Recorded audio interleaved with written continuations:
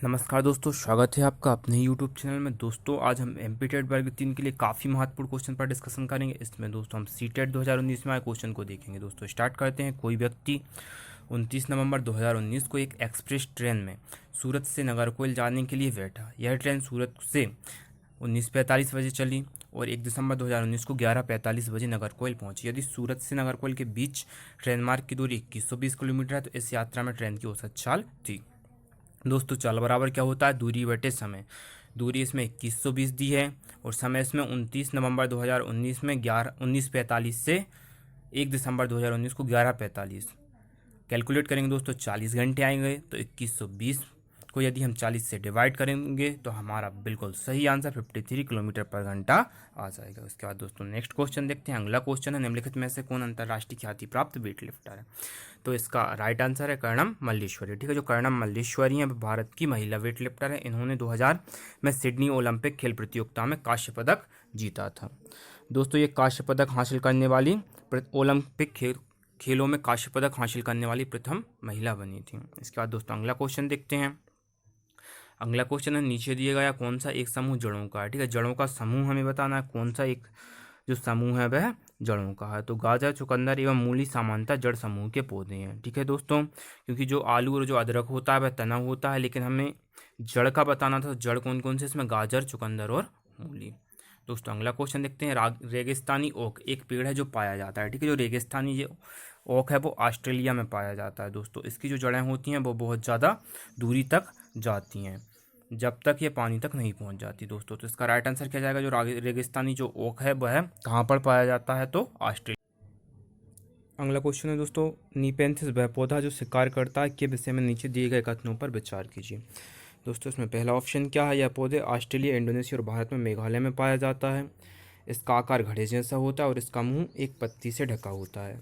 तीसरा क्या दोस्तों, यह केवल छोटे कीड़े मकोड़ों को फंसाकर उनका शिकार कर सकता है। और चौथा, यह छोटे कीड़े मकोड़ों को खींचने के लिए मुंह का आवाज़ निकालता है जो इसमें फंस जाते हैं और बाहर नहीं निकल पाते। दोस्तों क्वेश्चन में क्या पूछा गया था, इन कथनों पर विचार करना और सही कथन को हमको बताना। दोस्तों तो पहला कथन बिल्कुल सही है, यह पौधा ऑस्ट्रेलिया, इंडोनेशिया और भारत में मेघालय में पाया जाता है। दूसरा, इसका आकार घड़े जैसा होता है इसलिए इसे घटपर्णी भी कहते हैं और इसका मुंह एक पत्ती से ढका होता है।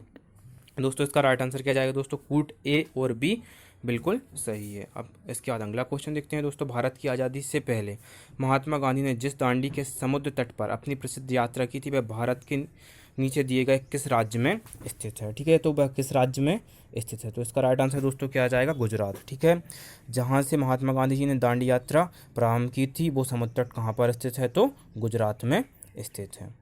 इसके बाद दोस्तों अगला क्वेश्चन देखते हैं। आपका अगला क्वेश्चन है,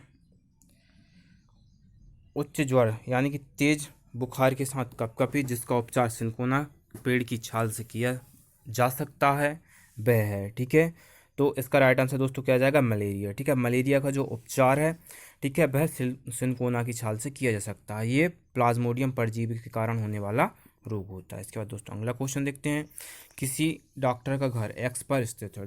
ठीक है दोस्तों, इसमें क्या बताया गया है, किसी डॉक्टर का घर एक्स पर स्थित है तथा उसका अस्पताल वाई पर स्थित है। डॉक्टर के घर से अस्पताल जाने के लिए कोई सीधी सड़क नहीं है, अतः डॉक्टर पहले ए पर जाते हैं जो एक्स के ठीक पूर्व में 600 मीटर पर की दूरी पर है। फिर वह बी पर जाता है जो ए के ठीक दक्षिण में 450 मीटर की दूरी पर है। फिर वह सी पर जाते हैं जो बी के ठीक पश्चिम में 120 मीटर की दूरी पर, और अंत में वह वाई पर अपने अस्पताल पहुंचते हैं जो सी के ठीक उत्तर में 90 मीटर की दूरी पर है। अस्पताल के सापेक्ष डॉक्टर के घर की सही दिशा होगी। ठीक है दोस्तों, तो इसका राइट आंसर क्या जाएगा, उत्तर पश्चिम। दोस्तों इसको यदि आप कॉपी पेन की सहायता से करोगे तो आपका आंसर बिल्कुल सही आ जाएगा। दोस्तों अगला क्वेश्चन देखते हैं। चेराव नाच कहाँ के लोग करते हैं। ठीक है, जो चेराव जो नाच है वो कहाँ के लोग करते हैं। ठीक है, तो जो मिजोरम राज्य का यह लोक नृत्य है। ठीक है, जो चेराव है वह मिजोरम राज्य का लोक नृत्य है। इसमें क्या है, रंगीन पोशाक धारण कर कर और चेहरों को विभिन्न रंगों से सजाकर नृत्य किया जाता है। तो इसका राइट आंसर दोस्तों क्या जाएगा, मिजोरम।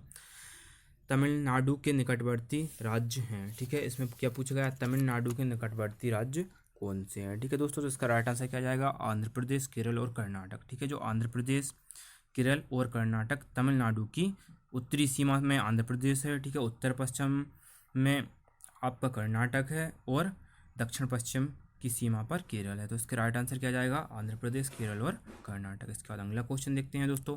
एनसीएफ 2005 के अनुसार निम्नलिखित में से क्या प्रारंभिक स्तर पर पर्यावरण अध्ययन शिक्षण का उद्देश्य नहीं है। पहला क्वेश्चन क्या है, विशेषतः प्राकृतिक पर्यावरण के प्रति बच्चों की जिज्ञासा एवं सृजनात्मकता को बढ़ावा देना।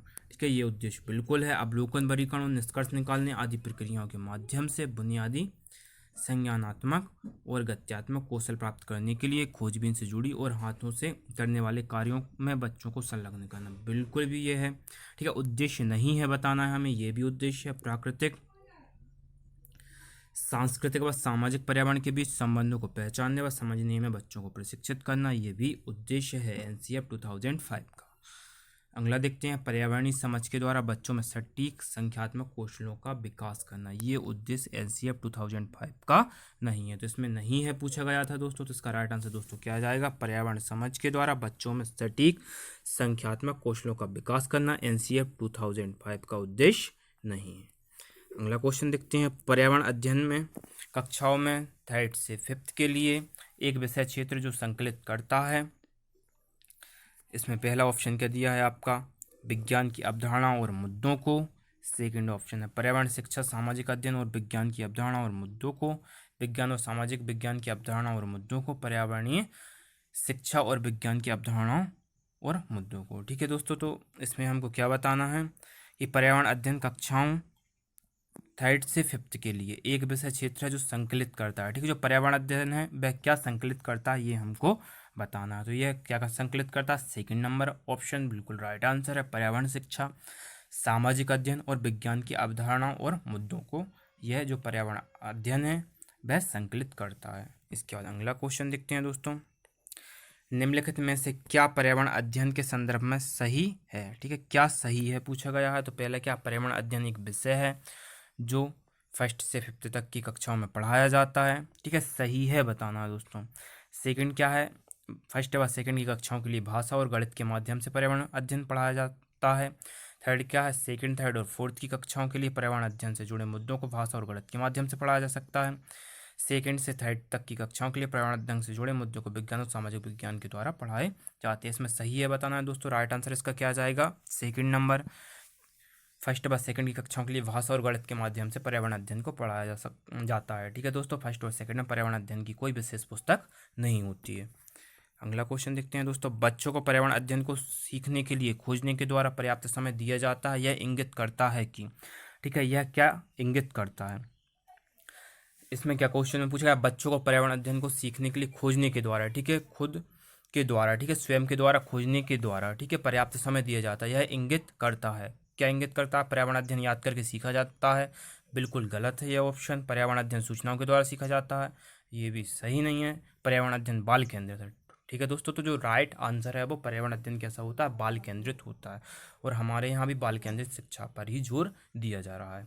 ठीक है दोस्तों, तो इसका राइट आंसर क्या आएगा, जो पर्यावरण अध्ययन को सीखने के लिए खोजने के द्वारा पर्याप्त समय दिया जाता है, यह इंगित किसकी ओर करता है कि जो पर्यावरण अध्ययन है वह बाल केंद्रित है। ठीक है, मतलब बालकों के द्वारा इसको करके सीखा जा सकता है। निम्नलिखित में से कौन सा पर्यावरण अध्ययन पाठ्यक्रम को सुझावित प्रकरणों का उप प्रकरण है। ठीक है, उप प्रकरण कौन सा है दोस्तों, तो इसमें हम देखते हैं उप प्रकरण कौन सा है, परिवार और मित्र। ठीक है, पर्यावरण अध्ययन का पूछा गया है। ठीक है दोस्तों, भोजन, जानवर, हम चीज़ें कैसे बनाते हैं। ठीक है, तो इसका उप प्रकरण कौन सा होगा दोस्तों, इसका उप प्रकरण होगा जानवर। ठीक है दोस्तों, अगला क्वेश्चन देखते हैं, क्योंकि जो जानवर है पर्यावरण अध्ययन पाठ्यक्रम में सुझावित प्रकरणों का उप प्रकरण होता है, जबकि परिवार, मित्र, भोजन, हम चीज़ें कैसे बनाते हैं या पर्यावरण अध्ययन पाठ्यक्रम के प्रकरण। ठीक है, उप प्रकरण के अंतर्गत ये नहीं आते, तो इसका राइट आंसर क्या है, जानवर। अगला क्वेश्चन देखते हैं दोस्तों, निम्नलिखित में से क्या पर्यावरण अध्ययन के शिक्षक के लिए वांछनीय गतिविधि है। ठीक है, कौन सी गतिविधि उसके लिए वांछनीय है। पहला, विभिन्न कक्षाओं के बहुसांस्कृतिक क्षेत्रों को संबोधित करना बिल्कुल जरूरी है, आवश्यक है। पर्यावरण अध्ययन की अवधारणा से संबंधित महत्वपूर्ण सूचना को बच्चों को देने के लिए प्रेरित करना, पर्यावरण अध्ययन के 6 प्रकरणों का रेखीय आयोजन करना, केवल पाठ्यपुस्तकों पर आश्रित रहना। दोस्तों, जो फर्स्ट ऑप्शन है वो आपका बिल्कुल सही है। जो पर्यावरणीय अध्ययन का जो शिक्षक है उसके लिए वांछनीय सबसे ज़्यादा इंपॉर्टेंट गतिविधि कौन सी है, विभिन्न कक्षाओं के बहुसांस्कृतिक क्षेत्रों को संबोधित करना। ठीक है दोस्तों, अगला क्वेश्चन देखते हैं। अगला क्वेश्चन आपका, निम्नलिखित में से क्या पर्यावरण अध्ययन में बच्चों के द्वारा ज्ञान की रचना में महत्वपूर्ण है। ठीक है दोस्तों, क्वेश्चन में क्या पूछा गया है कि क्या पर्यावरण अध्ययन में बच्चों के द्वारा ज्ञान की रचना में महत्वपूर्ण बच्चों का सक्रिय भाग लेना, बच्चों के समुदाय के सदस्य, पर्यावरण अध्ययन की पाठ्य पुस्तकें या फिर पर्यावरण अध्ययन की पाठ्य पुस्तक में दी गई व्याख्या और परिभाषा। ठीक है दोस्तों, तो इसमें सबसे महत्वपूर्ण क्या है? बच्चों का सक्रिय भाग लेना। ठीक है दोस्तों, बच्चों का सक्रिय भाग लेना पर्यावरण अध्ययन के लिए बहुत महत्वपूर्ण है। अगला क्वेश्चन देखते हैं दोस्तों। ठीक है, इसके बाद सेकंड क्या है? बच्चों के समुदाय के सदस्य और पर्यावरण अध्ययन की पाठ्य पुस्तकें। तो इसमें जो आपका सही आंसर आएगा वो आएगा ए, बी और सी। ठीक है, तीनों चीज़ें बहुत इंपॉर्टेंट है। बच्चों का सक्रिय भाग लेना, बच्चों के समुदाय के सदस्य और पर्यावरण अध्ययन की पाठ्य पुस्तकें। दोस्तों इसका राइट आंसर आ जाएगा ए, बी और सी को आंसर नंबर फर्स्ट। इसके बाद अगला क्वेश्चन देखते हैं दोस्तों। बच्चों को पर्यावरण अध्ययन सीखने में प्रभावशाली तरीके से जोड़ा जा सकता है। ठीक है, कैसे हम बच्चों को पर्यावरण अध्ययन सीखने में प्रभावशाली तरीके से जोड़ सकते हैं? पहला, वृत्तांत के द्वारा, कहानियों के द्वारा, शिक्षक के द्वारा अवधारणाओं की प्रभावशाली व्याख्या करके या फिर शिक्षक के द्वारा अवधारणाओं का प्रभावशाली प्रदर्शन करते। तो इसमें राइट आंसर दोस्तों क्या जाएगा? Answer number second. ठीक है, ए और बी। कूट क्या दिया आंसर नंबर सेकंड में? ए और बी। वृत्तांत और कहानियों के द्वारा बच्चों को सीखने में प्रभावशाली तरीके से जोड़ा जा सकता है। इसके बाद अगला क्वेश्चन देखते हैं दोस्तों। अगला क्वेश्चन है आपका, इसमें भी कूट दिए हैं। पर्यावरण अध्ययन के शिक्षक के द्वारा बच्चों को जानवरों का अवलोकन और उनका चित्र बनाने को प्रेरित करने का उद्देश्य क्या है दोस्तों? ठीक है, तो इसमें पहला ऑप्शन क्या है आपका? बच्चों में सृजनात्मकता का विकास करना, बिल्कुल है। बच्चों में अवलोकन और रचना कौशलों का विकास करना, ये भी है। बच्चों में सौंदर्यगत संवेदना का विकास करना। तो इसका राइट आंसर दोस्तों क्या जाएगा? ए, बी और सी। ठीक है दोस्तों, तो जो आपका फोर्थ नंबर ऑप्शन है वो बिल्कुल सही है, ए, बी और सी, मतलब तीनों ही ठीक है बच्चों के लिए बहुत आवश्यक है। ठीक है, इसके बाद अगला क्वेश्चन देखते हैं दोस्तों। पर्यावरण अध्ययन में शिल्पकला और चित्रकला को समूह में करके सीखने पर बल दिया जाता है, क्योंकि? ठीक है, क्यों बल दिया जाता है दोस्तों? इसमें भी कूट है। पहला, कक्षा की अनुशासनहीनता को रोकने के लिए। समूह में सीखना शिक्षकों के लिए एक आसान और बहुत प्रभावशाली तरीका है। ठीक है, मतलब इन्होंने क्या पूछा? शिल्पकला और चित्रकला को समूह में करके सीखने पर बल क्यों दिया जाता है? तो पहला ऑप्शन क्या? कक्षाओं की अनुशासनहीनता को रोकने के लिए। ठीक है, अनुशासनहीनता को रोकने के लिए समूह में शिक्षकों के लिए एक आसान और बहुत प्रभावशाली युक्ति होती है। सेकंड क्या है दोस्तों? सेकंड है आपका, समूह में सीखना सहपाठी द्वारा सीखने को प्रोत्साहित करता है, ये भी बिल्कुल सही है। समूह में सीखना कक्षा में सामाजिक अंतःक्रिया को बेहतर करता है, ये भी है। समूह में सीखना पर्यावरण अध्ययन के पाठ्यक्रम को समय पर पूरा करने में सहायता प्रदान करता है। दोस्तों अब हम कूट को देखते हैं। पहला क्या? ए और डी, दूसरा क्या? बी और डी, और तीसरा क्या? बी और सी, और चौथा क्या? सी और डी। तो दोस्तों इसमें पूछा क्या गया था? शिल्पकला और चित्रकला को समूह में करके सीखने पर बल क्यों दिया जाता है? तो इसका राइट आंसर क्या आएगा? बी और सी, क्योंकि समूह में सीखना सहपाठी द्वारा सीखने को प्रोत्साहित भी करता है और समूह में सीखना कक्षा में सामाजिक अंतर्क्रिया को बेहतर भी करता है। तो इसका जो कूट बिल्कुल सही है वो कौन सा है? थर्ड नंबर वाला, बी और सी। अगला क्वेश्चन देखते हैं दोस्तों। अगला क्वेश्चन आपका क्या है? निम्नलिखित में से क्या पर्यावरण अध्ययन को सीखने का सबसे प्रभावशाली संसाधन है? ठीक है दोस्तों, सबसे प्रभावशाली संसाधन इसमें पूछा गया है। तो इसमें पहला क्या दिया है आपका? परिवार के सदस्य बिल्कुल हो सकते हैं, समुदाय के सदस्य बिल्कुल हो सकते हैं, समाचार पत्र और कक्षा। ठीक है, तो इन्होंने क्या पूछा है? सबसे प्रभावशाली संसाधन पूछा है। ठीक है दोस्तों, तो इसमें सबसे जो प्रभावशाली संसाधन होंगे वो कौन से होंगे? फर्स्ट, सेकेंड एंड थर्ड, क्योंकि दोस्तों परिवार के सदस्यों के द्वारा पर्यावरण अध्ययन को आसानी से सीख सकते हैं, समुदाय के सदस्यों के द्वारा भी, सामाजिक गतिविधि के द्वारा आसानी से सीख सकते हैं और समाचार पत्र के द्वारा भी आसानी से सीख सकते हैं दोस्तों। तो इसमें जो आपका सही आंसर आएगा वो ए, बी और सी आएगा दोस्तों। क्यों? क्योंकि पर्यावरण अध्ययन सीखने का सबसे जो प्रभावशाली संसाधन के रूप में परिवार के सदस्य, समुदाय के सदस्य और समाचार पत्र एक प्रभावशाली संसाधन है दोस्तों। इसके बाद अगला क्वेश्चन देखते हैं। निम्नलिखित सीखने के कौन से सिद्धांत का पर्यावरण अध्ययन में अनुसरण होता है? ठीक है, सीखने के कौन से सिद्धांत का? ठीक है, निम्नलिखित सीखने के कौन से सिद्धांत का पर्यावरण अध्ययन में अनुसरण होता है दोस्तों? तो दोस्तों इसको देखते हैं कौन से सिद्धांत का होता है। सबसे पहले, वैश्विक से स्थानीय, अमूर्त से मूर्त, अज्ञात से ज्ञात या फिर ज्ञात से अज्ञात।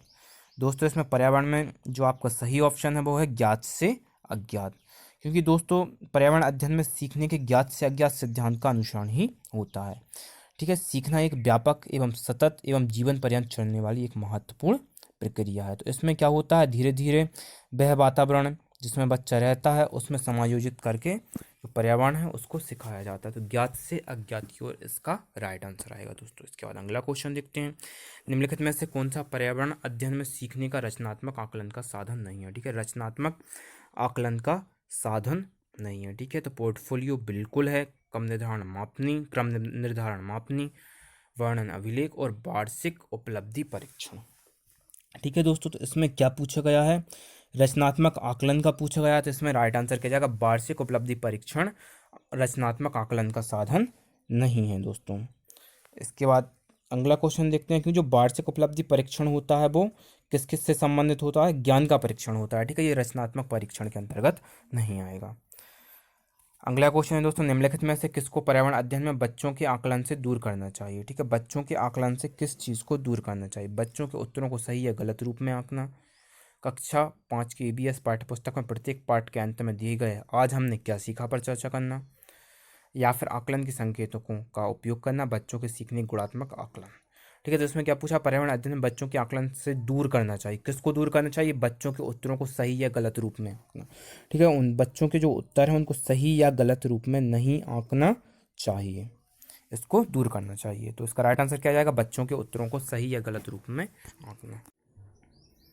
इसके बाद दोस्तों अगला क्वेश्चन देखते हैं, एक कक्षा 5 की शिक्षक एक क्रियाकलाप का संचालन करती है जिसमें वह कक्षा के बच्चों से फर्श पर चीनी के कुछ दाने डालने को कहती है और उनको चींटियों के आने का इंतजार करने को कहती है। बच्चों के इस क्रियाकलाप से अर्थपूर्ण सीखने को मिल सकता है यदि शिक्षक बच्चे को क्रियाकलाप का अवलोकन करने को प्रेरित करती है। सेकंड है, बच्चों को अपने अनुभव साझा करने को प्रेरित करती है। और थर्ड है, बच्चों को क्रियाकलाप का अवलोकन, अनुभव साझा और उस पर चर्चा करने को प्रेरित करती है। और फोर्थ है आपका, बच्चों को क्रियाकलाप संबंधित प्रश्नों को घर से करने को प्रेरित करती है। दोस्तों इस क्वेश्चन का जो आंसर आएगा आपका, वो आंसर आएगा कौन सा, बच्चों को क्रियाकलाप का अवलोकन भी करना है, अनुभव साझा करने के लिए बोलना है और उस पर चर्चा करने को प्रेरित भी करना है। इसका राइट आंसर आ जाएगा दोस्तों आपको, बच्चों को क्रियाकलाप का अवलोकन, अनुभव साझा और उस पर चर्चा करने को प्रेरित करती है दोस्तों। इसके बाद अगला क्वेश्चन देखते हैं, नीचे दी गई सूची पर विचार कीजिए। ठीक है, इस पर क्या विचार करना है, इस पर कछुआ, घड़ियाल, कौवा और बतख, मछली, इस सूची में निम्न में से कौन सा दूसरों से भिन्न है। ठीक है, ऐसा कौन सा जंतु या फिर जानवर है जो दूसरों से भिन्न है। ठीक है, तो मछली, कौवा, घड़ियाल और कछुए में से कौन सा भिन्न है। ठीक है, तो इसमें जो कौवा है वह दूसरों से भिन्न है क्योंकि कौवा एक पक्षी है, इसका जलीय निवास से कोई भी संबंध नहीं है, बाकी सभी का जलीय निवास से संबंध है। तो इसका राइट आंसर दोस्तों क्या जाएगा, कौवा इन सबसे भिन्न है। अगला क्वेश्चन देखते हैं दोस्तों, मोस्ट IMP क्वेश्चन है, बार बार पूछा गया, सम्मिलित कीजिए। ठीक है दोस्तों, इस पर से एक क्वेश्चन हर टेट में जरूर पूछा जाता है। ठीक है, इस पर सूची फर्स्ट दी है और सूची सेकंड दी है दोस्तों। तो इसमें क्या बताया गया है, शहर या फिर राज्य दिया है। ठीक है, अत्यधिक पसंद आने वाला भोजन दिया है। तो इसमें पहला क्या दिया, हांगकांग। ठीक है, हांगकांग का जो फेवरेट भोजन है, ठीक है, वो कौन सा है। ठीक है, तो इसका राइट आंसर क्या, हांगकांग में क्या पसंद होता है दोस्तों, तो हांगकांग में पसंद होने वाली सबसे पसंदीदा डिश है लिंग हू फैन, जो कि पकाए हुए सांप से बनाई जाती है दोस्तों। ठीक है, इसके बाद केरल का पसंदीदा भोजन कौन सा है दोस्तों, तो केरल का पसंदीदा भोजन कौन सा है दोस्तों, टेपियोका। ठीक है, टेपियोका मतलब किसी भी करी के साथ उबला टेपियोका केरल का पसंदीदा भोजन है दोस्तों। तो ए का कौन सा हो जाएगा आपका, ए का 5वां है दोस्तों। बी का कौन सा हो जाएगा, बी का पहला है। ठीक है दोस्तों, ए का 5वां है और बी का पहला है। और दोस्तों जो गोवा है, ठीक है, गोवा का पसंदीदा भोजन क्या, नारियल के तेल में बनी समुद्र की मछली। ठीक है, और जो कश्मीर है उसका पसंदीदा भोजन क्या है, सरसों के तेल में बनी मछली। तो दोस्तों ए का कौन सा हो जाएगा आपका, 5वां हो जाएगा। और जो बी है उसका कौन सा हो जाएगा दोस्तों, तो बी का कौन सा हो जाएगा दोस्तों, टेपियोका। ठीक है, पहला हो जाएगा। अब देखते हैं दोस्तों ऑप्शन नंबर कौन सा सही है। तो ऑप्शन नंबर कौन सा सही है, ए का 5वां, बी का पहला, मतलब ऑप्शन नंबर आपका दूसरा है वो बिल्कुल राइट आंसर है दोस्तों। क्यों, क्योंकि पका हुआ सांप हांगकांग की अत्यधिक प्रसिद्ध भोजन है, इसे लिंग हू फैन भी कहा जाता है दोस्तों। इसके अतिरिक्त किसी भी कड़ी के साथ उबला टेपियोका केरल का, नारियल के तेल में बनी समुद्री मछली गोवा तथा सरसों के तेल में बनी मछली कश्मीर राज्य के लोगों का अत्यधिक पसंदीदा भोजन है। तो इसका राइट आंसर कौन सा जाएगा दोस्तों, सेकंड। नीचे दिए गए पक्षियों की कौन सी प्रजाति झटके से, ठीक है, अपनी गर्दन को आगे पीछे करती है। ठीक है, ऐसी कौन सी प्रजाति है जो झटके से अपनी गर्दन को आगे पीछे करती है। तो इसका राइट आंसर क्या है, मैना पक्षी झटके से अपनी गर्दन को आगे पीछे करती है। यह पक्षी मूल रूप से दक्षिण एशियाई पक्षी है। ठीक है दोस्तों, तो इसका राइट आंसर क्या आ जाएगा दोस्तों? मैना। इसका अगला क्वेश्चन है, घरों के नीचे दिए गए विवरणों पर विचार कीजिए। ठीक है, जो घर के नीचे जो विवरण दिए हैं उन पर विचार करना है। ठीक है, तो इनमें पहला क्या है, राजस्थान में गांव के लोग मिट्टी के घरों में जिनकी छतें कटीली झाड़ियों की होती है में रहते हैं, बिल्कुल सही है। मनाली, ठीक है, में घर बांस के खंभों पर बनाए जाते हैं। ठीक है दोस्तों, इसमें बाकी क्या बताया, जो मनाली है उसमें घर बांस के खंभों पर बनाए जाते हैं दोस्तों। ठीक है, इसका अगला क्वेश्चन, अगला क्या है, अगला दिया, लेह में पत्थर के 2 मंजिला घर बनाए जाते हैं, नीचे की मंजिल पर जरूरत का सामान और जानवरों को रखते हैं दोस्तों। तो इसका राइट आंसर क्या जाएगा? ए और सी। ठीक है, जो ए और जो सी है वह आपका आंसर बिल्कुल ही सही है दोस्तों। ठीक है दोस्तों, इसके बाद अगला क्वेश्चन देखते हैं। अगला क्वेश्चन है आपका, हाथियों के विषय में नीचे दिए गए, ठीक है, हाथी से भी एक क्वेश्चन जरूर पूछा जाता है। हाथियों के विषय में नीचे दिए गए कथनों पर विचार कीजिए। हाथी बहुत कम आराम करते हैं, यह एक दिन में केवल 2 से 4 घंटे ही सोते हैं दोस्तों, तो बिल्कुल सही बात है ये। ठीक है दोस्तों, इसका दूसरा क्या है, एक बड़ा हाथी एक दिन में 200 किलोग्राम से अधिक पत्तियां और झाड़ियां खा लेता है, यह सही नहीं है। इन्हें पानी और कीचड़ में खेलना बहुत भाता है, इससे इनके शरीर को ठंडक मिलती है। किसी हाथियों के झुंड में सबसे बुजुर्ग हथनी ही सभी फैसले लेती है दोस्तों। तो इसमें सही ऑप्शन आपका कौन सा आ जाएगा? आपका जो तीसरा है, जो चौथा है और जो पहला है, ठीक है, वो सही है। जो दूसरा है वो आपका गलत है।